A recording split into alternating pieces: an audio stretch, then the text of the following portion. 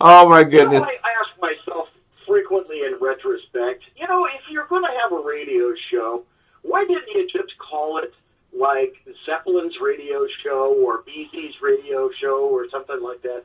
People always ask me, what the hell is a Berserk Bobcat Saloon radio show? And honest to God, earlier, about a year and a half ago, I thought, okay, I should just change it to like BZ's show or something like that. And I put that out on Twitter and out on Facebook, and people actually came back and said, no, don't change it now. No, we actually like it now. We've gotten used to it. Yeah, exactly. Listen, don't do anything different. You are a winner. You're huge. You are tremendous. Huge. I want to ask you tonight because I want to get your comments on something that I just talked about. And while you are a former law enforcement official, you are certainly not a medical staffer or have medical background. But when was the last time you heard someone taking a indefinite leave of absence for pneumonia? An indefinite leave of absence from pneumonia? An indefinite leave of absence from their job as mayor because they are suffering from pneumonia. Well, all I can do is tell you what would happen in my former job. Number one, if you're gone more than 2 days, you would have to have a doctor's note. Mm-hmm. And then if you couldn't get a doctor's note, yet you were still gone, you would be on what is called LWOP, which is leave without pay. And then if you continued in that fashion for another week or two, then they would start processing the papers to fire you. And if you didn't respond at all, they would hold what is called a Skelly hearing. And if you decided that for whatever reason you were not going to show up at a Skelly hearing, this is in California for God's sake, if you decided that you weren't going to show up and you didn't even send anybody in absentia, you would be fired.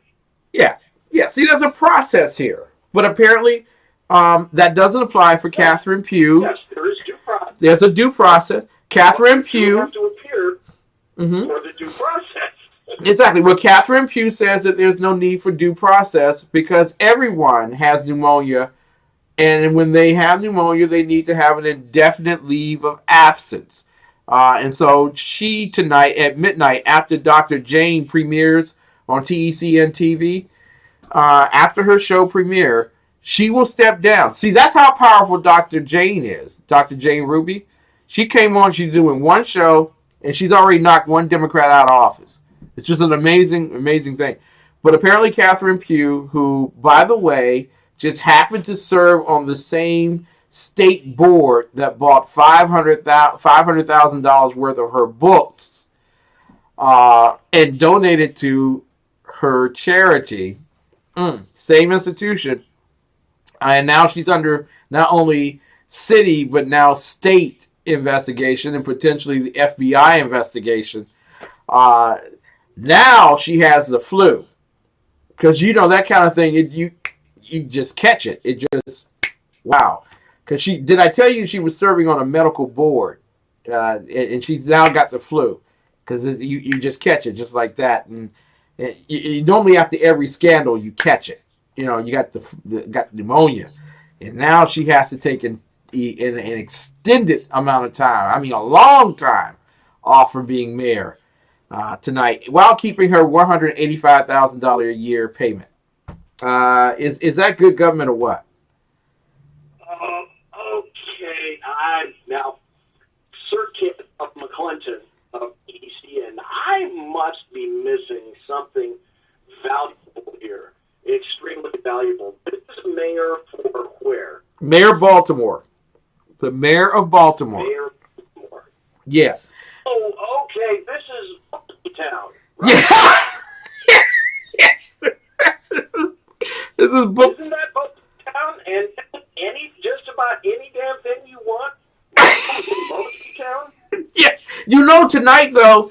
Here's what I saw in 2014, right around there. Yeah. I saw at least 5 or 6 $45,000 to $50,000 brand new Chevy cars trashed and frapped, set on fire in Mosby Town, and that was okay. Yeah. So maybe if you add up the price of the mashed, trashed, and thrashed and fired up Baltimore PD brand new Chevy Caprice cop cars, then that would equal the price of one really important $185,000 mayor. Yeah, I think it.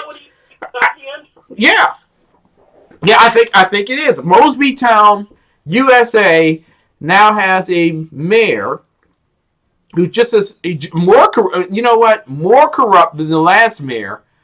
And straight up, this is the absolute truth, ladies and gentlemen. Straight up truth. Not only is she so corrupt as to use the board on which she sat to give her $500,000, the address that they sent the check to was the office that she was holding as a state senator. That's wait. Now, I thought for sure you were going to say the address that they sent the check to was, like number 1 Prince Plaza, Nassau, the Bahamas. I thought that's where it was supposed to go. Because what we heard over here is that, as the Italians say, she's in vacazione. In vacazione. And what is that, sir? The funny thing is, I don't know much about East and East cops and that kind of stuff. I do know Sackhead Sean. And a long time ago in a galaxy far, far away, a great book by David Simon called Homicide, Life on the Street, which was turned into an NBC episodic TV series, Homicide, with Yaphet Kotto and the other black guy who's a brilliant actor, except the name escapes me. Mm-hmm. And then David Simon was also the creator of I think it was the HBO series, The Wire. And what I've had hundreds of people tell me is, if you want to see and understand truly how the city of Baltimore operates, along with its city system and its police department, watch The Wire, because it's so shockingly accurate as to what happens in Mosby Town. Corrupt USA. Welcome to Baltimore, ladies and gentlemen. I am telling you that it's okay to be corrupt, but to be lazy with it too. Come on now. There's literally. You know what people say about corruption? People say this. Really, Ken, think about it. You, me, we're friends. I can tell you this. Listen, there's nothing wrong with corruption as long as both you and me, we get our beaks wet. You know what I'm saying? Just a little bit here. You know what I'm saying? I'm not going to talk. I'm not going to say anything. You do. I do. You do. Hey. I'm not looking for any kind of a big kind of cut here. I'm just getting my beak a little wet. Oh my God! Talk about, at least criminals are creative. Okay, government officials are just sloppy and lazy with their corruption. You're gonna have the check come directly to you. It's like just stand there and just stand there and let them smack you in the face openly. I'm going to be corrupt. Pow! You didn't get that, did you? Once more. Pow! Okay. Did you get what I'm really doing here? You didn't. Let me make it a little bit more clear. Pow! I think we're starting to get it, Mayor. Perhaps. Maybe. But always make certain that if you're going to be corrupt, make certain that you do get an illness that requires extensive, long-term care, like pneumonia. Gotta be certain. Yeah, they keep it to a long-term care facility at about $8,000 a month so she can build a city. Maybe there aren't people available to wait on their hand and foot like she's used to. So she chose, an assisted living facility so that she can have all the care and attention that she really does need. I listen. I think she deserves all the care that she could possibly get for the $185,000 that people are willing to pay her for, plus the fringe benefits of car and all the other travel options. And maybe she does have to go to the Bahamas for her healing. You know what I'm saying? It does make sense. Let's be honest. Anybody occupying the mayoral seat in Mosby Town, especially her, she's cheap at twice the price.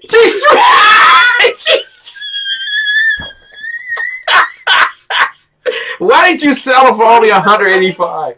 I mean, really, the people that are looking for great corruption are getting what they call a great ROI off of that, right?